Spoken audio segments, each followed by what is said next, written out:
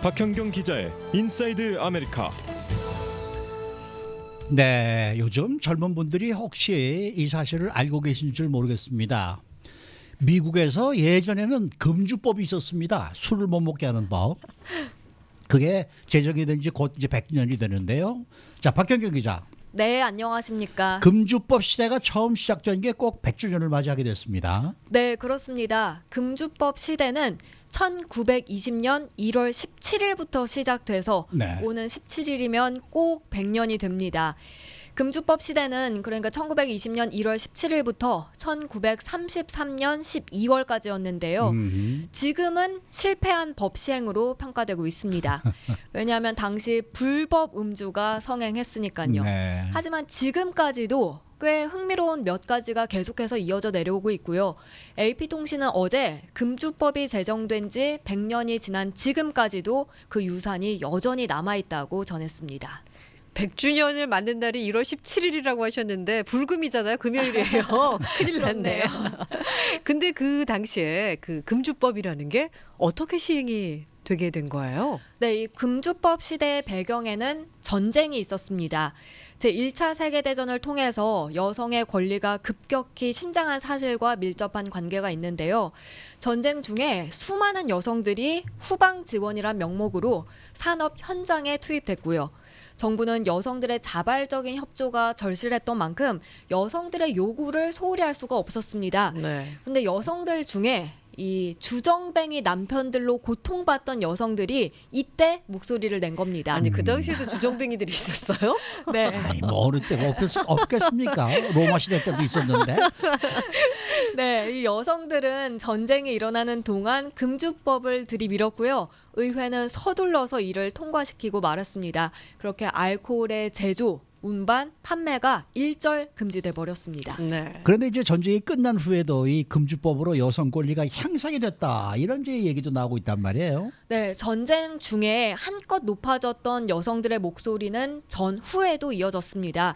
그래서 직장에서의 남녀 평등, 더 나아가서는 정치적 평등을 소리 높여 외치기 시작했는데요. 그 결과는 대단했습니다. 대부분 주에서 이 성별에 따른 투표권 제한이 다 사라졌고요. 이뿐만이 아니었습니다. 여성들의 치마 길이가 점점 짧아지기 시작했습니다. 그리고 네. 긴 머리 대신에 이 발랄한 단발머리가 유행했고요. 젊은 여성들이 대중 앞에서 거리낌 없이 담배를 피운 것도 이때입니다. 네. 그리고 또 관능적인 재즈 음악에 맞춰서 새벽까지 춤을 추기도 했고요.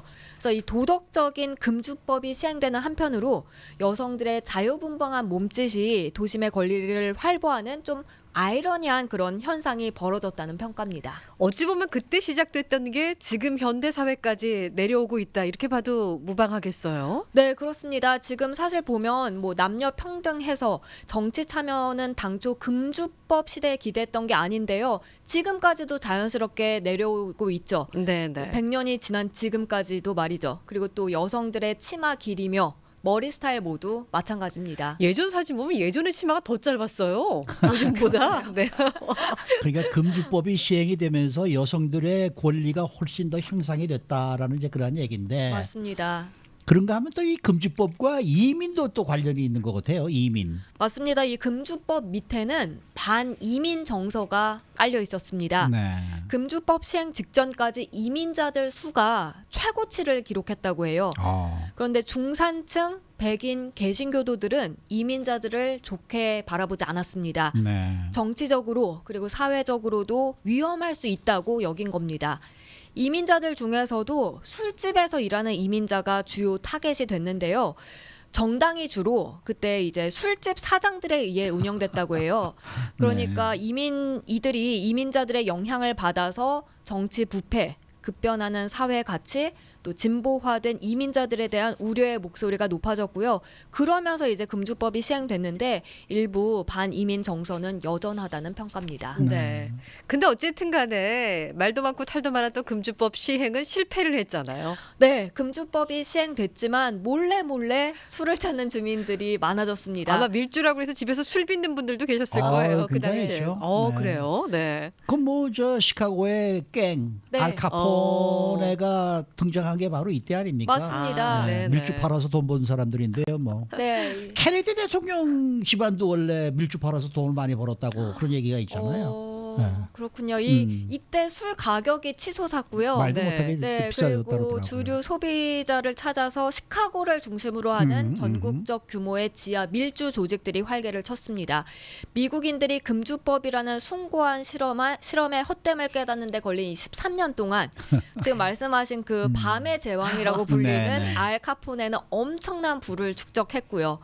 특히 이 시대 갱이 많아지고 범죄를 저지르는 미국인들이 많아지면서 교도소가 수용할 수 있는 인원을 넘어섰다고 해요. 아. 초과했던 거죠. 그래서 그때 판사가 플리 바겐, 유죄를 인정하면 형량 줄여주는 이 플리 바겐 제도를 처음 받아들였습니다. 아, 그렇게 이때 됐구나. 생긴 네, 거예요. 지금까지도 아시다시피 오. 남아 있는 제도죠. 그렇군요. 아, 그런데 금주법이 제정될 당시보다 지금이 술 소비는 훨씬 더 많다 이런 얘기 아닙니까? 물론 네. 뭐 인구도 많아졌겠지만은. 근데 인구 대비 지금 술 소비가 더 많습니다. 금주법이 시행된 게 술을 너무 많이 마시는 남편 때문에 여성들이 목소리를 냈다라고 전해드렸는데요. 네. 인구 대비 비율로 따져보면 금주법 제정 직전보다 지금 주류 소비가 훨씬 더 많습니다. 아. 1910년대 말 미국인 10대와 성인은 1년에 평균 2갤런 조금 안 되는 술을 마셨습니다.